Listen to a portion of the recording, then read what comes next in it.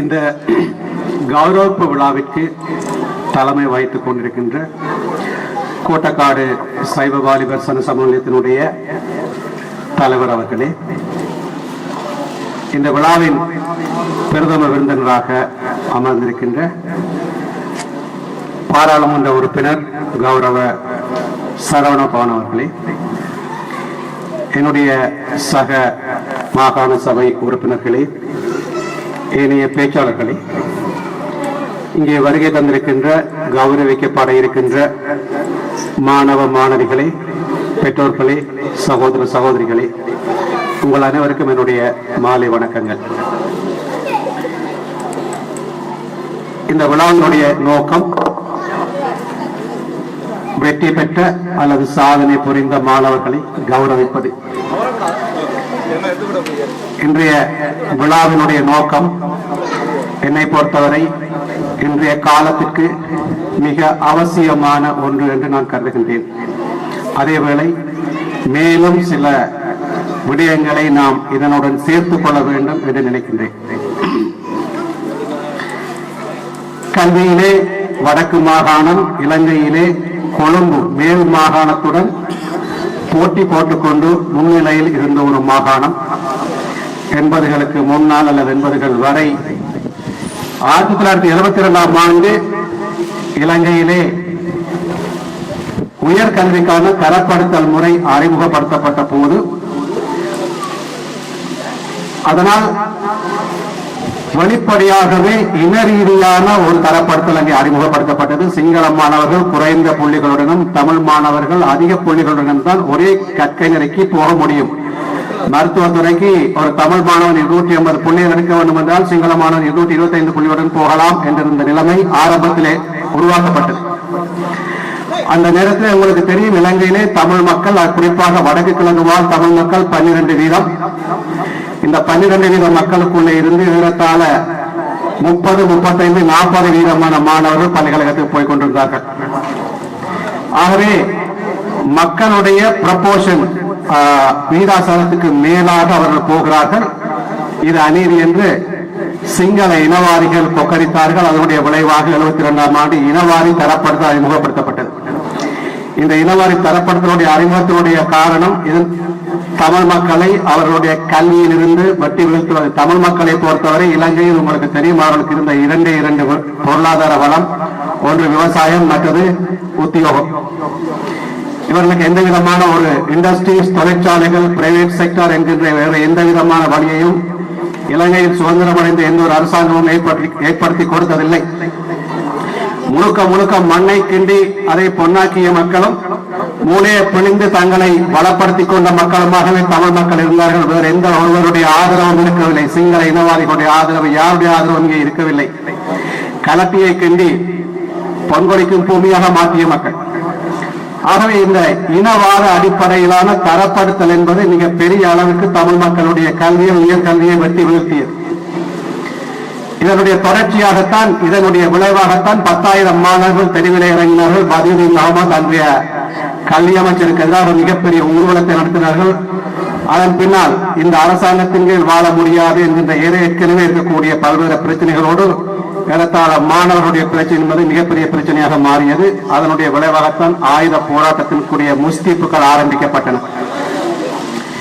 மிகவும் வெற்றிகரமாக இந்த 30 வருட போராட்டத்தை அவர்கள் உருவாக்கி இந்த போராட்டத்துக்குள்ளே இளைஞர்களை கொண்டொழித்து அவர்களை அச்சுறுத்தி நாட்டை விட்டு ஓட பண்ணி கொண்டவர்கள் போக, ஓடியவர்கள் போக ஏறத்தாழ இன்றைக்கு மக்கள் தொகையை கிட்டத்தட்ட வடக்கு மாகாணத்திலே இன்றைக்கு வாழ வேண்டிய மக்கள் 13-14 லட்சம் மக்களை கிட்டத்தட்ட 6.5 லட்சம் மக்கள் ஆக்கிவிட்டிருக்கிறார்கள். சரி, அறவாசியாக இந்த மக்கள் தொகை குறைந்திருக்கிறது. இது மட்டுமல்ல, இந்த கல்வி விடயத்தை எடுத்துக்கொண்டிருந்தால் இந்த கல்வி அன்றைக்கு அவர்கள் மிக வெற்றிகரமாக கொண்டு வந்த இந்த இனவாரி தரப்படுத்தலை பின்னால் சிறிய மாற்றங்களை செய்து அந்த தரப்படுத்தலை கொண்டு வந்தார்கள். நாங்கள் கிட்டத்தட்ட 80ஆம் ஆண்டுகள் வரைக்கும் எங்களுடைய தலைவர்கள் தரப்படுத்தலுக்கு எதிராக சத்தம் போட்டுக் கொண்டிருந்தார்கள். இந்த யுத்த காலத்திலே தரப்படுத்தல் எல்லோராலும் மறக்கப்பட்டு விட்டது. இன்றைக்கு உயர்நிலைக்கு எப்படி ஆள் எடுக்கிறார்கள் என்று கேட்டீர்கள் என்று சொன்னால் படித்தவர்கள் கூட தரப்படுத்தலை மறந்து விட்டார்கள். சட்ஸ்கோரை பார்த்திருக்கிறார்கள் என்று சொல்வார்கள். சட்ஸ்கோர் இருக்கிறது, சட்ஸ்கோர் என்பது புள்ளி முறைதான். ஆனால் என்ன அடிப்படையிலே மாணவர்கள் பல்கலைக்கழகத்தில் செல்கிறார்கள் என்று சொன்னால் அங்கே சட்ஸ்கோருடைய மெரிட், அதாவது தகுதி அடிப்படையில் அல்ல. 15 வீதம் 30 வீதமான மாணவர்கள் தான் தகுதி அடிப்படையில் எடுக்கப்படுகிறார்கள். 55 வீத மாணவர்கள் மாவட்ட சனத்தொகை அடிப்படையில், அதாவது ஒவ்வொரு மாவட்டத்திலும் எவ்வளவு சனத்தொகை இருக்கிறதோ அந்த சனத்தொகையின் ரேஷியோவில் எடுக்கப்படுகிறார்கள். மீதி 15 வீதமான மாணவர்கள் பின்தங்கிய மாவட்டம் என்ற கோட்டா முறையில் எடுக்கப்படுகிறார்கள். 72ஆம் ஆண்டிலிருந்து இன்றைக்கு 2015ஆம் ஆண்டு கிட்டத்தட்ட 35 வருடமாக இதை அப்படியே தொடர்ந்து கொண்டிருக்கிறார்கள்.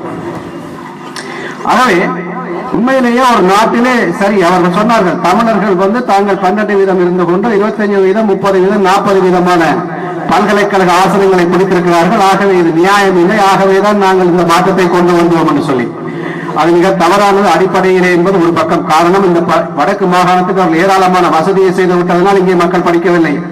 அவர்கள் மிக கஷ்டப்பட்டு தங்களுக்கு வாழ வழி இல்லை என்பதனால் படிப்பை மட்டுமே அவர்கள் மூலதனமாக கொண்டு பெற்றோர்கள் படிப்புக்காக மிகப்பெரிய மூலதனத்தை செலவழித்தார்கள். அந்த வகையிலே அவர்கள் கடுமையாக உழைத்து மேற்கொண்டவற்றுக்கெல்லாம் கூட இவர்கள் சொன்னார்கள் அதிகமாக இருக்கிறார்கள், ஆக இவர்களை குறைக்க வேண்டும் என்று சொல்லி. சரி, அப்படி நீங்கள் எடுத்தால் இந்த 25 மாவட்டங்களையும் ஒரு குறிப்பிட்ட காலகட்டத்திற்குள்ளே நீங்கள் ஒரே நிலைக்கு கொண்டு வந்திருக்க வேண்டும் திட்டமிட்டு.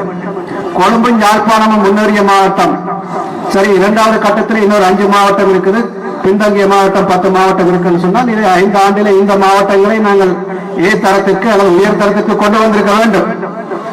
இன்றைக்கு இந்த 30 ஆண்டுகள் கழித்தும் அதே நிலைமைதான் தொடர்கிறது. ஆனால் நாங்கள் எல்லோரும் எங்களுக்கு நிறைய பிரச்சனை காரணமாக நாங்கள் இந்த தரப்படுத்தலை நாங்கள் எல்லோரும் மறந்து விட்டோம். எங்கள் ஒன்றுக்கு மேல் ஒன்றா பிரச்சனை வர வர வர நாங்கள் புது பிரச்சனையை பேசிக்கொண்டு போய் பழைய பிரச்சனையை மறந்து விட்டோம்.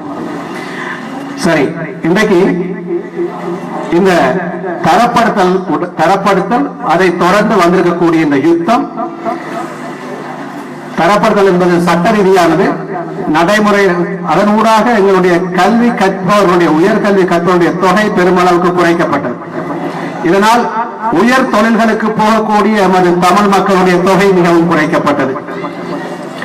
இந்த 30 ஆண்டு கால யுத்தத்தின் காரணமாக பெருமளவினால் உங்களுக்கு தெரியும், வடக்கு கிழக்கு தெற்கோடு ஏறத்தாழ பிரிக்கப்பட்ட நிலை, போக்குவரத்து பிரச்சனைகள் உட்பட தபால் போக்குவரத்து சகலமே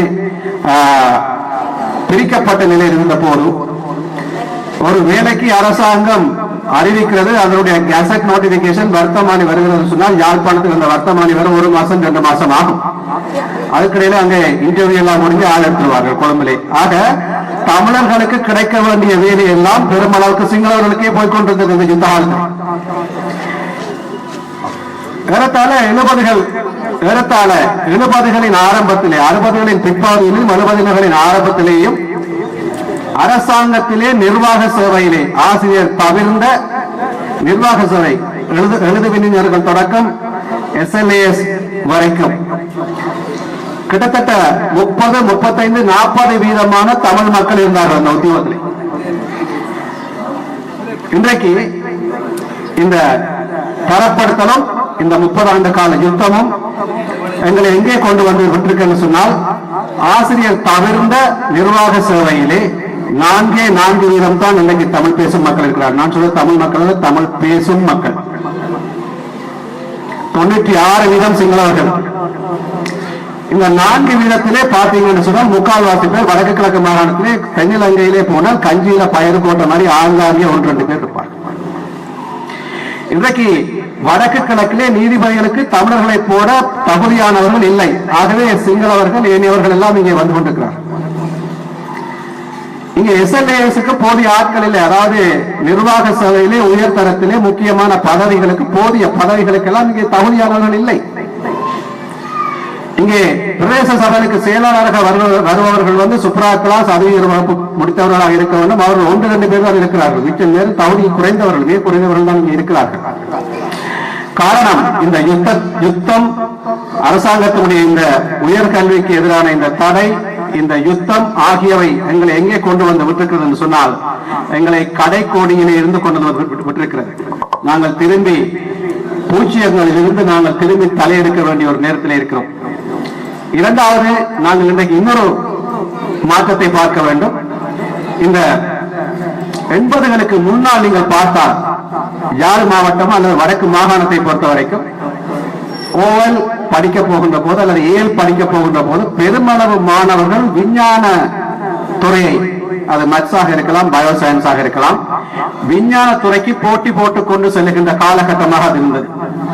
அந்த காலகட்டத்திலே 100 பேர் அட்வான்ஸ் லெவல் படித்தால் கிட்டத்தட்ட 60-65 பேர் வந்து விஞ்ஞான பிரிவிலே இருப்பார்கள். ஏறத்தாழ 30-35 பேர் தான் ஆர்ட்ஸ் துறையிலேயும் கொமர்ஸ் துறையிலேயும் இருப்பார்கள்.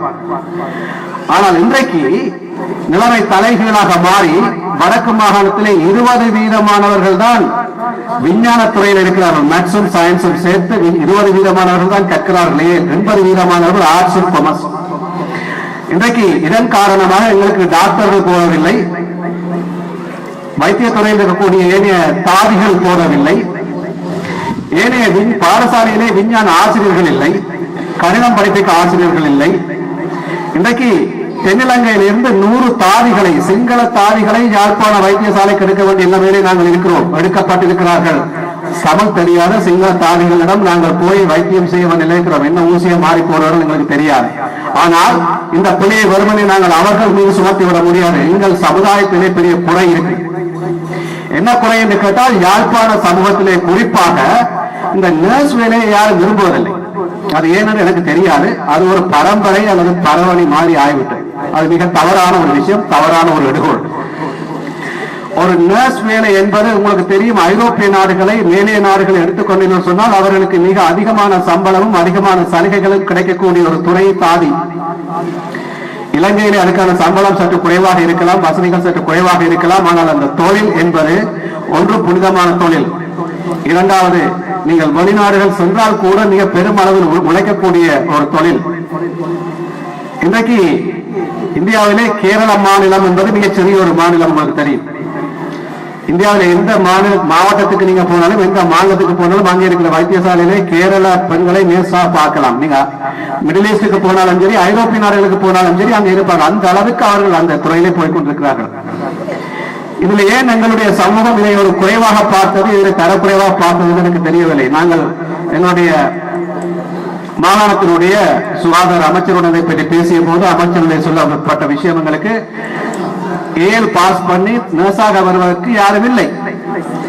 சயின்ஸ் படிப்பவர்கள் இவ்வளவு பேர் இருக்கிற போது, சயின்ஸ் படிக்கின்றவர் ஒரு பாடசாலையிலே ஒரு சின்ன ஒரு பகுதியாக ஒரு பிரின்சிபல் சொன்னார். முல்லைத்தீவு மாவட்டத்திலிருந்து, எங்களுடைய மாவட்டத்திலிருந்து 40 பேர் விஞ்ஞானத்துறைக்கு யூனிவர்சிட்டிக்கு போக முடியும். ஆனால் எங்களுடைய மாவட்டத்திலே 20 பேர் தான் படிக்கிறார்கள் விஞ்ஞான படத்தை. அதாவது 40 பேர் யூனிவர்சிட்டிக்கு போகலாம், பாஸ் பண்ணி இருந்தாலே போகலாம். நான் சொன்ன இந்த பின்தங்கிய மாவட்ட கோட்டாவில் இன்ஜினியருக்கு முல்லைத்தீவிலிருந்து 4 பேர் போகலாம் என்று சொன்னால் 2 பேர் தான் போகிறார்கள். டாக்டருக்கு 3 பேர் போகலாம் என்று சொன்னால் ஒரு ஆள் 2 பேர் தான் போகிறார்கள். காரணம், அந்த துறையை விரும்பி படிக்க ஆள் இல்லை. ஆக இந்த துறைகளுக்கு ஏன் நாங்கள் போகவில்லை என்பதும் நான் ஏற்கனவே சொன்ன மாதிரி, நாங்கள் சிங்களம், தமிழ் தெரியாத டாக்டர்கள், தமிழ் தெரியாத தாதிகள் எல்லாரையும் நாங்கள் இங்கே கொண்டு வந்து எங்களுடைய உடலில் என்ன ஊசியை போடுகிறார்கள், நாங்கள் என்னத்தை சொல்லுகிறோம், அவர்கள் என்னத்தை புரிந்து கொள்கிறார்கள் எங்களுக்கு தெரியாது. இந்த நிலை மாற வேண்டும் என்று சொன்னால் எங்களுடைய சமுதாயத்திலே மாற்று சிந்தனை வர வேண்டும், விழிப்புணர்ச்சி வர வேண்டும். தங்களுடைய பிள்ளைகளை விஞ்ஞான கல்வியை உள்ளே கொண்டு போவதற்கு மக்கள் முயற்சிக்க வேண்டும். காரணம், எங்களுடைய பிள்ளைகள் என்பவர் எங்களுடைய சமூகம், எங்களுடைய சகல விடயத்திலையும் நாங்கள் தான் எங்களுடைய மாற்றத்தை கொண்டு வர வேண்டும். எங்களுக்கு வேற்று மொழியை கொண்டவர்களை கொண்டு வந்து நீங்கள் உங்களுக்கு வைத்தியம் செய்ய விடுகின்ற போது ஏற்படக்கூடிய தாக்கம் யாருக்கு வருகிறது? எங்களுக்கு தான் வருகிறது. ஆக இந்த மாற்றம் வர வேண்டும் என்று சொன்னால் எங்களுடைய சிந்தனையிலே மாற்றம் வர வேண்டும். இரண்டாவது, இங்கே பாடசாலைகளை பொறுத்தவரைக்கும் கூட இந்த கடந்த நான் சொன்ன இந்த 30 ஆண்டு காலத்திலே கல்வி தொடர்பாக போதிய அளவுக்கு கவனம் எடுக்கப்படவில்லை, போதிய விழிப்புணர்ச்சி இருக்கவில்லை. இந்த 30 ஆண்டு காலம் எங்களுக்கு இன்னொரு பிரச்சனையை கொண்டு வந்தது.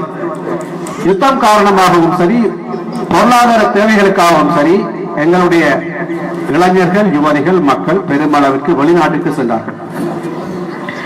இவர்கள் வெளிநாட்டுக்கு செல்வதனால் ஏறத்தாழ பெருமளவு குடும்பங்களிலே கிட்டத்தட்ட ஒரு ஆளோ 2 பேரோ அல்லது அண்ணியோ தம்பியோ மாமனோ மச்சானோ யாராவது வெளிநாட்டில் இருக்கக்கூடிய ஒரு சூழ்நிலை இருக்கிறது. இந்த வெளிநாட்டு மோகம் என்பது இன்றைக்கு மிகப்பெரிய ஒரு தாக்கத்தை இங்கே ஏற்படுத்தி இருக்கிறது. உங்கள் அனைவருக்கும் தெரியும், எங்களுடைய பிள்ளைகள் போட்டி போட்டுக்கொண்டு படித்து மேலே வர வேண்டும் என்று நினைப்பதை விட நாங்கள் ஓய்வு வரைக்குமோ படித்தால் காணும் அம்மா எங்களுக்கு வெளிநாட்டு மாப்பிள்ளையைத்தான் திருமணம் செய்து வைப்பார் என்கிற ஒரு மனோபாவத்தோடு அந்த பிள்ளை படிக்கிறது. அந்த மனோபாவம் என்னத்தை கொண்டு சொன்னால் நான் வெளிநாட்டுக்கு போவதை ஒரு பெரிதாக நினைத்துக் கொண்டு ஆகவே நான் பெருசாக படிக்க வேண்டும் என்ற அவசியம் இல்லை என்கின்ற ஒரு பலவீனமான நிலைக்கு இட்டு சென்றிருக்கிறது. அது அவர்கள் கல்வியிலே அதிக நாட்டத்தை காட்டுவதில்லை. முன்னர் அப்படி இருக்கவில்லை. முன்னர் எங்களுக்கு அந்த வழி இல்லை என்பதனால் நாங்கள் போட்டி போட்டுக்கு எங்களுக்கு தடைகளை வைக்க நாங்கள் தடைகளை தாண்டி பாய்ந்து கொண்டிருந்தோம். ஆனால் இன்றைக்கு தடைகள் குறைந்தாலும் நாங்கள் அக்கறைப்படவில்லை என்றால் எங்களுக்கு ஒரு ஆல்டர்னேட்டிவாக இன்னொரு வழி இருக்கிறது. அண்ணன் வழியில் இருக்கிறார், கூப்பிடுவார். இல்ல அம்மா அப்பா எங்களுக்கு வெளிநாட்டு மாப்பிள்ளை திருமணம் செய்து வைப்பார்கள். வெளிநாட்டுக்கு போகவும் ஆகவே நாங்கள் இங்கே பெருசாக படிக்க வேண்டியது கிடையாது என்கின்ற இன்னொரு மனோபாவம் எங்களுடைய சமுதாயத்திலே கண்டிப்பாக இருக்கிறது. இதுவும் மாற்றப்பட வேண்டிய ஒன்று. உங்களுக்கு தெரியும், இன்றைக்கு வெளிநாடு செல்வது ஒரு சாதாரண விஷயம் அல்ல. போகக்கூடாது என்று நான் சொல்லவில்லை. நீங்கள் போய் மேலே படியுங்கள், அங்கே சிறந்த கல்வியை பெற்றுக் கொள்ளுங்கள், திரும்பி வந்து உங்கள் நாட்டுக்கு சேவை செய்யுங்கள். இல்ல அங்கே போய் 2 வருஷம் உழையுங்கள், கொண்டு வந்து உங்கள் நாட்டிலே முதலீடு செய்யுங்கள், இங்கே வந்து வாழுங்கள். போக வேண்டாம் என்று நான் சொல்லவில்லை. ஆனால் நாங்கள் இங்கே ஒருபுறம் தன்னாடு வேண்டும், எங்களுக்கு உரிமைகள் வேண்டும், எங்களுடைய நிலம் வேண்டும் என்று சொல்லிக்கொண்டே நாங்கள் ஓடிக்கொண்டிருக்கிறோம். அது மிக தவறான விஷயம், அது மிக பிள்ளையான விஷயம். ஆகவே இங்கே எங்களுடைய கல்வியை என்னென்ன விஷயம் எல்லாம் பாதித்திருக்கிறது என்கின்ற நிலைமையை நீங்கள் புரிந்து கொள்ள வேண்டும் என்பதற்காகத்தான் நான் இதை கூறினேன். காரணம், இந்த புரிதல் பெற்றோர்களுக்கு இருந்தால்தான் எங்களுடைய மாற்றத்தை நாங்கள் கொண்டு வர முடியும். இன்றைக்கு இங்கே நடக்கக்கூடிய கௌரவிப்பு விழா என்பதை என்னை பொறுத்தவரை இன்றைய காலகட்டத்தில் இதே போன்று பல்வேறு கிராமங்களிலும் இந்த கௌரவிப்பு விழா நடக்க வேண்டும். மாணவர்கள் அதிகம் படிக்க வேண்டும், நன்றாக படிக்க வேண்டும், சாதனை செய்ய வேண்டும் என்ற ஊக்குவிப்பும் உற்சாகமும் அவர்களுக்கு கொடுக்கப்பட வேண்டும். அதற்கு முன்னோடியான ஒரு நல்ல ஒரு விழாவாக நான் இதனை பார்க்கிறேன். அந்த வகையிலே இந்த சைவ வாலிபர் சங்கத்துக்கு நான் என்னுடைய பாராட்டுதல்களை தெரிவித்துக் கொள்கிறேன். இது என்னுடைய வெறுமனே ஒரு முகஸ்துதிக்காக நான் பேசுகின்ற பேச்சில் எங்களுடைய உண்மையான உள்ள கிடக்கையில் இருந்து நான் பேசுகின்ற பேச்சுக்காக இந்த விழிப்புணர்வு எங்களுக்கு தேவை. இந்த விழிப்புணர்வு ஊடாக எங்களுக்கு மாற்றம் தேவை. அந்த மாற்றத்துக்கு நாங்கள் யாரும் ஒரு முதலமைச்சரோ ஒரு அமைச்சரோ ஒரு உறுப்பினரோ செய்து முடிக்கின்ற விஷயம் அல்ல. எங்களுடைய சமூகம் நாங்கள் அனைவரும் சேர்ந்து செய்யக்கூடிய ஒரு வேலை. முதலாவது எங்களுக்கு தெளிவான சிந்தனை வேண்டும். அந்த சிந்தனையை நாங்கள் வழிநடத்தி எல்லோரும் சேர்ந்து அதனை செய்து முடிக்கின்ற ஒரு நிலைமை வர வேண்டும். அந்த வகையிலே புதிய மாற்றங்களை ஏற்படுத்துவோம். இன்றைக்கு நாங்கள் இருக்கின்ற கடைக்கோடியிலிருந்து நாங்கள் மேலே வருவோம், வர வேண்டும். அது மேலே வருவதற்கு எங்களுடைய இந்த புதிய சிந்தனைகள் எங்களுக்கு ஏற்பட வேண்டும். எங்களுடைய மாணவர்களை போதிய அளவுக்கு விஞ்ஞான துறைகளிலும் ஏனைய முக்கியமான துறைகளிலும் நாங்கள் கொண்டு செல்வதற்கான முயற்சிகளை மேற்கொண்டு எங்களுடைய சமுதாயத்தில் புதிய மாற்றத்தை, புதிய புரட்சியை கல்வியினூடாக ஏற்படுத்த வேண்டும். அதற்கு நாங்கள் அனைவரும் சிந்திக்க வேண்டும், செயற்பட வேண்டும் என்று கேட்டு இந்த வாய்ப்பை வழங்கிய சனசமூக நேற்றுக்கு என்னுடைய பாராட்டுதலை நன்றியும் தெரிவித்து அமைகின்றேன். நன்றி, வணக்கம்.